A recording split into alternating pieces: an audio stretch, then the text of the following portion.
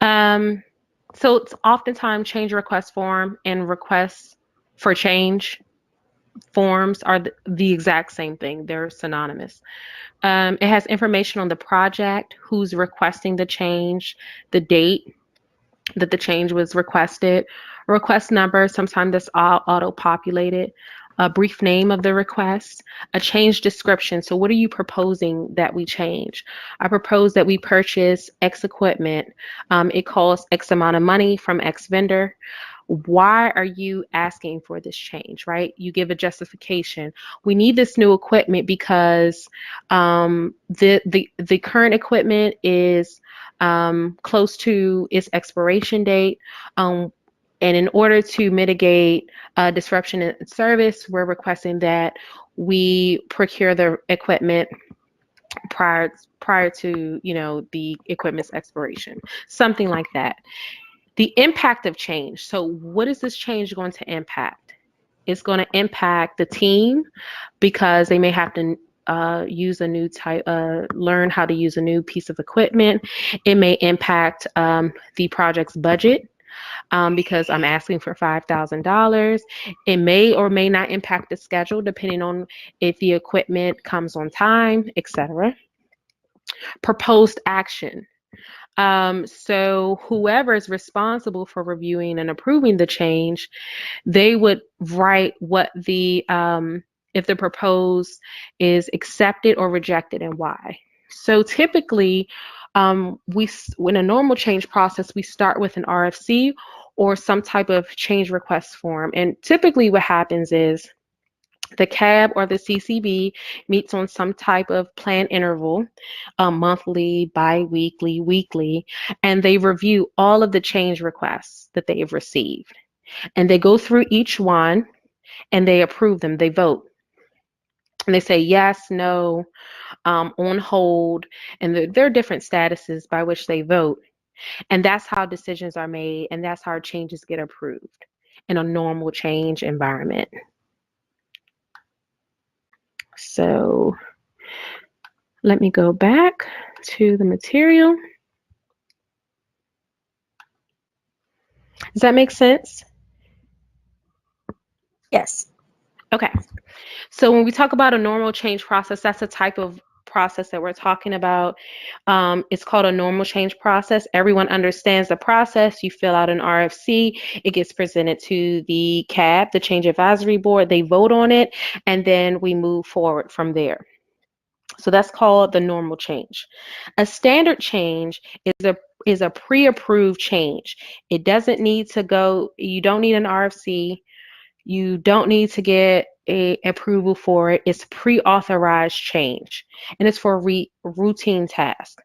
So a standard change could be a password reset. I don't need to ask anyone permission to reset a password. The service desk could set it up simply to say, okay, your password is expired or you forgot your password, you go ahead and change it. We don't need to have varying levels of approval. It takes too long to go through and say, hey, 15 people in the organization wants to change their password. Is that okay? Of course it's okay. Just give them a mechanism to verify their identity, have them change their password. Or if you ever called a service desk and you've said, hey, there's something going on with my computer, I don't know what's going on. They take a look and do some routine troubleshooting, and they find that, oh, you need to upgrade a particular application. And if you don't do it, it's going to be a work stoppage. So in that case, the change that they're implementing to upgrade that system or that application for you is a standard change. It's typically low risk, and so that's why it's pre-approved, and they can go ahead and make the change without following a normal change process. Emergency change, however, is a change which needs to be installed faster than normal process and requires an ECAB. So normal change needs to happen immediately. Emergency change needs to happen immediately. So it's similar to a normal change, and that you would need to have an advisory board established in order to move forward with the change, but we can't wait until the CAB meets. We can't wait that week or month until the CAB reconvenes. We need to make a change immediately. Examples of a change emergency CAB would be there's a system goes down, or there's a major defect that happens and we need to bring in additional resources, or we need to make an emergency purchase. So that is a change that needs to happen very, very quickly because we don't want to disrupt normal business operations. We don't want to miss our SLAs. We want to make sure that we're in good standing with the customer. And so typically what happens is that an emergency change advisory board, which is an ECAB, gets convened and they hear the change. They review the change, they discuss the change, they discuss the impacts, and they make a decision right then and there. So that's an emergency change. Any questions about the different types of changes? Nope. Okay. Change management process. So I pretty much went through the first part of this, but we're going to start with the request for change. That request for change records the thing that you're requesting, or the RFC. That request for change can be submitted by anyone in the organization. So you don't have to be a project manager. You don't have to be a senior VP. You could be an analyst. You could be a technician. You could be anyone within the organization that has either the responsibility of reporting this or has been delegated to report the change. So the initiator can be anyone within the organization. The initiator requests the change. The RFC, or the request for change, is reviewed. It goes through a process where it's assessed and evaluated. The change board actually authorizes the change by way of voting.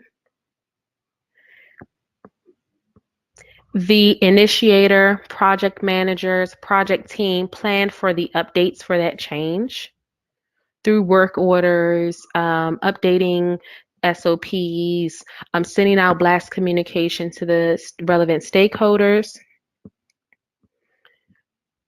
The change initiator, project manager, or project team coordinate the change. And after the change, they review and close the change record. So all of this information that happens related to this change is updated within your change management system. So at any point in time, someone within your organization can go through and say, pull up the change request from 6 months ago where we made the decision to purchase X equipment. And so you can pull up that information and review, who submitted the change, the risk associated with that change, etc.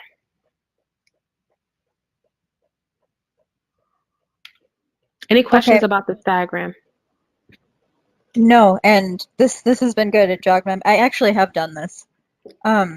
Okay. Yay. So yes, good. we don't have a change advisory board. The process was literally, I got the change request form from our third-party dev team, and I said, okay, that's the money you need to do this, and they said yes. And then I went to our accounting team and said, can we afford this? And they said yes. So that was it. Yep. Okay. So this is how change management is suggested in ITIL. Okay, the 7 R's for impact assessment of a request for change. This is important to know. So once again, in ITIL, we want to understand the impact of implementing a change, the impact of not having a service available, the impact of missing an SLA. So once again, we're being proactive and we're identifying the impact assessment for requesting a particular change. So there are 7. 1, who raised the change? 2, what is the reason for the change? 3, what is the return required for the change? So what do we expect to receive? 4, what are the risks involved in the change? 5, what resources are required to deliver the change? 6, who is responsible for the build, test, and implementation of the change, which is pretty important. And 7, what is the relationship between this change and other changes? Also pretty important. I've seen and worked in organizations where they have so many people submitting changes to the system, submitting changes to the products, submitting changes to service components, submitting changes to move out dates, push back milestone reviews. And so what happens is the organization is constantly reviewing these changes, and they may make a change 1 week and in 2 weeks override the very change that they've established because they don't understand the relationship between the various changes. So you told Allison that she could purchase a new laptop, but then you told the service delivery manager that he could purchase laptops for everyone on his team. So then what does that mean? Does that mean Allison still gets her laptop? Does that mean that he purchases laptops for everyone but Allison? How does that work? So understanding the relationship between the change that you're requesting and all the other changes is very, very important. 7 R's, change authorization model. So we talked a little bit about the different types of changes. So we start here. So this first arrow down is communication decisions and actions. The second is communication escalations for requests for change, risk and issues. This third column here is your change authority. And fourth is the examples of configuration level impacted. So if we start here with our standard change, and can you remind me what the definition of a standard change is? One that is expected by the organization and goes to the change advisory board. So that is a normal change. Oh, shoot. Normal change versus standard change are different. Yes. So let's go back a couple. Oh, standard change. Sorry. No. I don't want to see it. Okay. It is the addition, the removal, or the modification to a CI. So standard changes are pre-approved changes. Dang it. So these are low risk, simple changes that can be made without any authority. So if we look at this, this diagram here, your standard changes would include a local authorization change authority. So, you know, the IT service technician can do it for you. You can reset your password yourself. These items or these changes are, they really don't need to be communicated to anyone. They're really, really low risk. They really don't result in any type of issue. Got it. And so you can make those decisions at a local level. Moving to level 3, change which impacts only local or service groups. That would be an example of a normal change. The change authority would be your CAB or your ECAB if it's an emergency change. And those changes are slightly riskier. You may end up escalating those changes or summary of those changes up to a director or senior vice president, just for their information. Level 2, and you don't need to memorize the different levels. Here, you just need to understand what the types of changes are and how they work as it relates to change authority, if that makes sense. Level 2, change impacts multiple services or organizational divisions. Those would typically also go through your CAB, or there may be an IT management board that reviews those changes. So if we're talking about major impacts, they impact multiple services or entire organizational divisions. That would go to a management board. And level 1 would be changes that are high cost, high risk, and requires decisions specifically from executives. That will go to your executive board.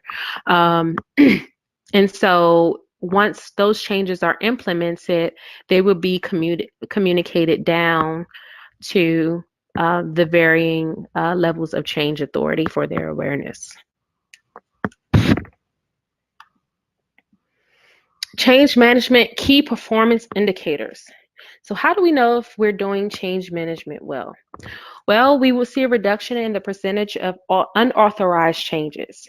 Unauthorized changes are changes that people just do when they want with no rhyme or reason or consideration for any authority. We would also see a reduction in the backlog of change requests. So if we're having requests for changes and we are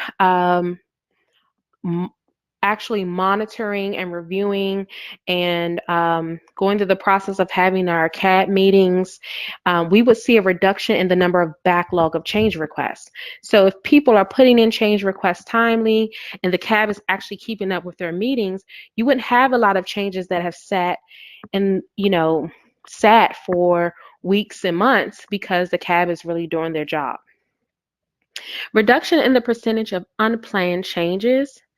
That gets really tricky because if you are really implementing change management and doing a lot of forward thinking when you fill out your request for change, you're doing things like documenting risk, documenting relationship to other changes, documenting resource considerations for those changes, then you really shouldn't see a lot of unplanned changes if we're managing the changes that we initiate properly.